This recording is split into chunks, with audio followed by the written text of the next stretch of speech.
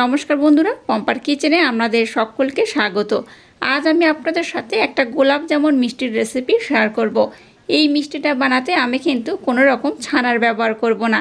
ছানা ছাড়া শুধুমাত্র গমের আটা দিয়ে বানানো এই মিষ্টিটা আমার মতো বানিয়ে দেখবেন। খেয়ে বুঝতেই পারবেন না দোকান থেকে কেনা নাকি বাড়িতে বানানো। এটা এতটাই নরম তুলতুলে রসালো হয়, মুখের মধ্যে দিলেই দেখবেন মিলিয়ে যাবে, আর একবার খেলে বারবার বানাতেও ইচ্ছা করবে। তাহলে চলুন দেরি না করে আজকের এই অপূর্ব স্বাদের গোলাপ জামুন মিষ্টির রেসিপিটা দেখে নেওয়া যাক। এই মিষ্টিটা বানানোর জন্য প্রথমে দেখুন গমের আটা নিয়ে নিয়েছি এই কাপে মাপ করে 1 কাপ। 1 কাপ গমের আটার মধ্যে 1 চামচ আমি ময়দা অ্যাড করলাম, আর 1 চামচ দিয়ে দেবো মিল্ক পাউডার মানে গুঁড়ো দুধ। সামান্য একটু এলাচ পাউডার অ্যাড করলাম, দিয়ে দেবো 1 চামচ চিনি। এবার এই শুকনো উপকরণ কটা একটু আমি ভালোভাবে মেখে নেব।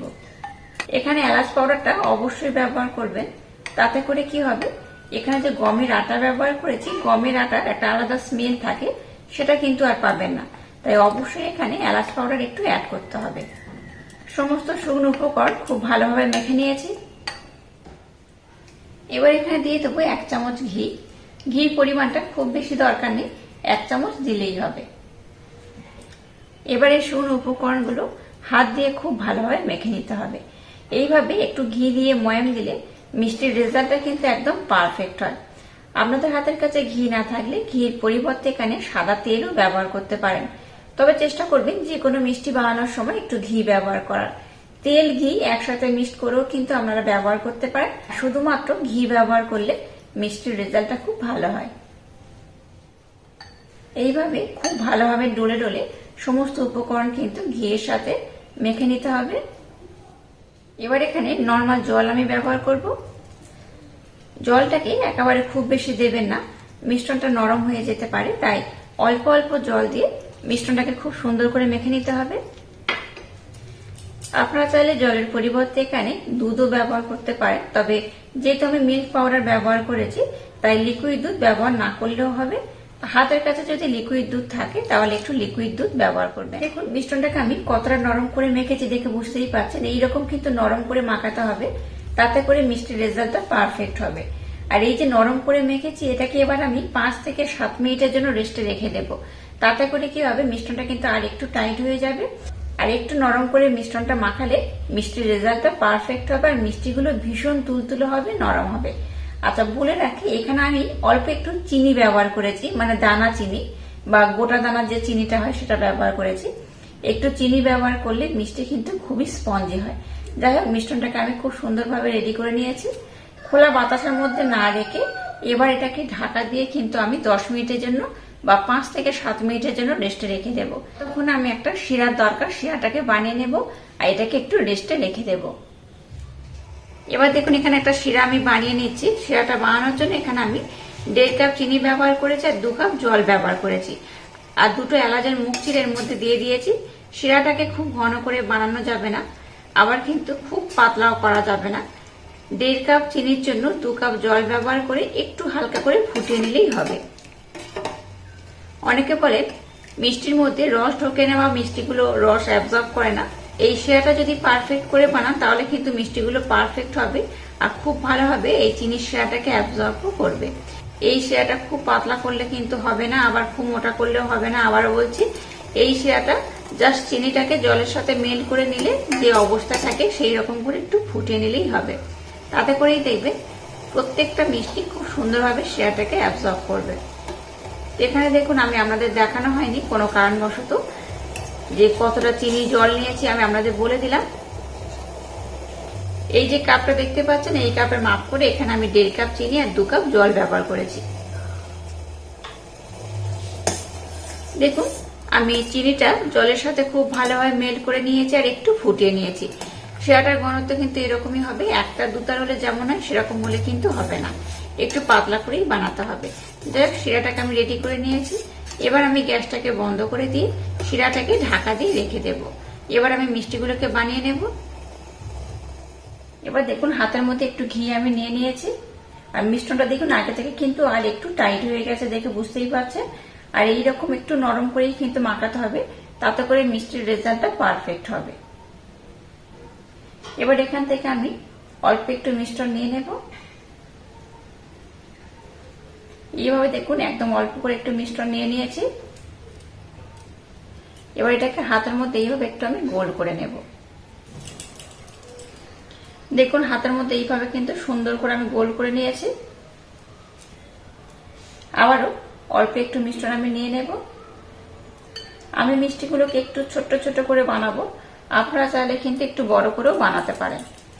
আর এই মিষ্টিটা যখন কিন্তু হয়ে যাবে বা যখন আমি এটাকে ভাজবো তখন দেখবেন অনেকটা ফুলে যাবে। দেখুন একইভাবে এটাকে আমি সুন্দর করে গোল করে নিয়েছি। এবার দেখুন গ্যাসটাকে জেলে দিয়ে একটা কড়া বসিয়ে কড়ার মধ্যে তেল দিয়েছি, আর তেলটাকে আমি একটু হালকা গরম করে নিয়েছি। এবার যেগুলো মিষ্টি শেপ দিয়েছি এগুলো তেলের মধ্যে দিয়ে দেব।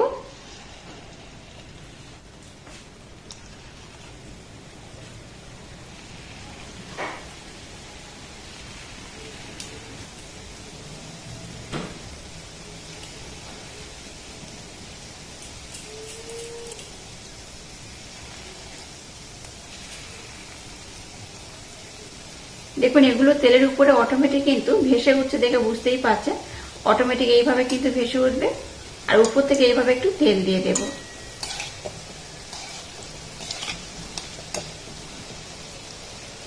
গ্যাসের ফ্লেমটাকে এই পর্যায়ে কিন্তু লোই রাখবেন, হাই দেবেন না। হাই দিলে মিষ্টিগুলো খুবই ফেটে যাবে, ফেটে যাওয়ার সম্ভাবনাটা বেশি থাকবে। তাই গ্যাসের ফ্লেমটাকে প্রথমে লো দিয়ে একটু এইভাবে কিন্তু ভেজে নিতে হবে। যখন দেখবেন একটু দুদিকে কালার ধরা শুরু করেছে তখন একটু হাই দিয়ে কিন্তু এটাকে ভাজতে হবে। তো প্রথমে আমি এটাকে আর একটু হালকা লাল করব। বা দেখুন দেখুন মিষ্টিগুলো এখন কিন্তু অনেকটা লাল হয়েছে, দেখে বুঝতেই পারছেন। এই দেখুন আগে তো এই কালারটা চেঞ্জ হয়ে গেছে। এবার আমি গ্যাসের ফ্লেমটাকে একটু মিডিয়াম দেব, একদম হাই দেব না আবার একদম লো দেব না, একটু মিডিয়াম দিয়ে এটাকে আমি কিন্তু খুব সুন্দর করে ভেজে নেব। এইভাবে একটু ঘুরিয়ে ফিরিয়ে ভাজবে, নতবা একদিকটা বেশি লাল হয়ে যাবে আর একদিকটা কিন্তু একটু কম লাল থাকবে। আর দেখেই বুঝতে পারছেন আজকে আমি গোলাপ জামুন মিষ্টির রেসিপি আপনাদের সাথে শেয়ার করছি। আশা করছি আপনাদের ভীষণ ভালো লাগবে। গোলাপ জামুন মিষ্টিটাকে আপনারা কিন্তু খুব বেশি লাল করবেন না, তাতে করে কালো জামুন হয়ে যাবে। আর যারা মনে করবেন একটু কালো জামুন মিষ্টি বানাবেন তারা কিন্তু এটাকে একটু বেশি লাল করে বা একটু কালো করে ভাজবেন, তাতে করে কালো জামুন মিষ্টি হয়ে যাবে। আমি কিন্তু এটা গোলাপ জামুন বানাবো, তাই খুব বেশি লাল করবো না। দেখুন এই পর্যায়ে কিন্তু আমি উঠিয়ে নেবো এগুলোকে। আর কালারটা দেখুন কত সুন্দর হয়েছে।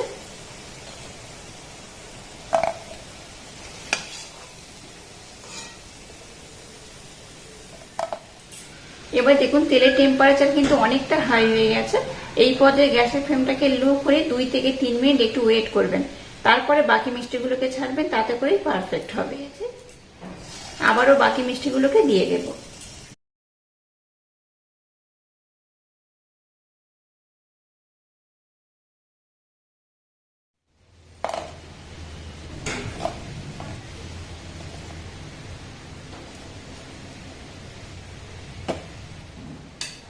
দেখুন সমস্ত মিষ্টিগুলোকে আমি খুব সুন্দর করে বানিয়ে নিয়েছি, আর কত অপূর্ব দেখতে হয়েছে। দেখুন এটা খেতে খুব সুন্দরভাবে রেডি হয়ে গেছে।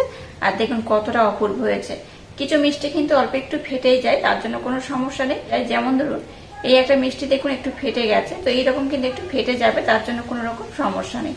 যাই হোক মিষ্টিগুলোকে এবার কিন্তু একটু হালকা ঠান্ডা করে নেব, খুব গরম থাকলে হবে না। একটু হালকা ঠান্ডা করে তারপর কিন্তু শিরার মধ্যে দিতে হবে। শিরাটা যেহেতু ঠান্ডা হয়ে গেছিল তাই কিন্তু এটাকে আমি আরেকটু গরম হতে বসিয়ে দিয়েছি। শিরাটাকে দেখুন আবার একটু আমি গরম করে নিয়েছি। এবার মিষ্টিগুলোকে শিরার মধ্যে আমি দিয়ে দেব।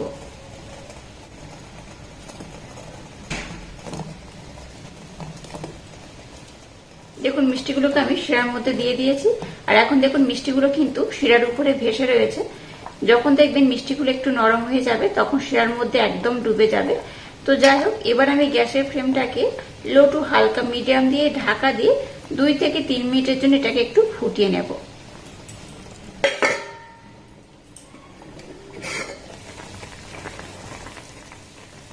গ্যাসের ফ্লেমটাকে একটু হালকা লো টু মিডিয়াম দিয়ে দেখুন এটাকে আমি খুব সুন্দর করে একটু ফুটিয়ে নিয়েছি। এবার মিষ্টিগুলোর মধ্যে এইভাবে চামচ দিলেই বুঝতে পারবে যে অনেকটাই কিন্তু নরম হয়ে গেছে। এই দেখুন দেখে বুঝতে পারছেন কতটা নরম হয়ে গেছে। এবার আমি গ্যাসটাকে বন্ধ করে দেব। গ্যাসটাকে বন্ধ করে দিয়েছি। এবার এটাকে আমি ঢাকা দিয়ে রেখে দেব। যতক্ষণ এটা খুব সুন্দরভাবে নরম হয়ে ভিজে যাচ্ছে আর শিরাটাকে একদম অ্যাবজর্ব করে নিচ্ছে, ততক্ষণ এটাকে কিন্তু রেখে দিতে হবে। এটা ভিজতে খুব একটা বেশি সময় লাগে না।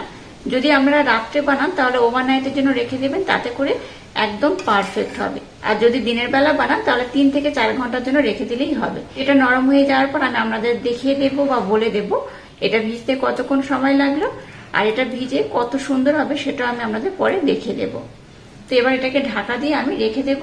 আর এটা খুব সুন্দরভাবে নরম হয়ে গেলে আপনাদের দেখাবো মিষ্টিটা কত সুন্দর হয়েছে। দেখুন মিষ্টিগুলোকে আমি কত সুন্দরভাবে রেডি করে নিয়েছি। এটাকে আমি 3 ঘন্টার জন্য ভিজিয়ে রেখে দিয়েছিলাম। 3 ঘন্টা পর আপনাদের দেখাচ্ছে। দেখুন মিষ্টিগুলো কত সুন্দর হয়েছে। একদম দেখুন শিরাটাকে অ্যাবজর্ব করে নিয়েছে আর একদম কতটা সুন্দর রসালো হয়েছে। দেখে বুঝতেই পারছেন কতটা রস অ্যাবজর্ব করে নিয়েছে।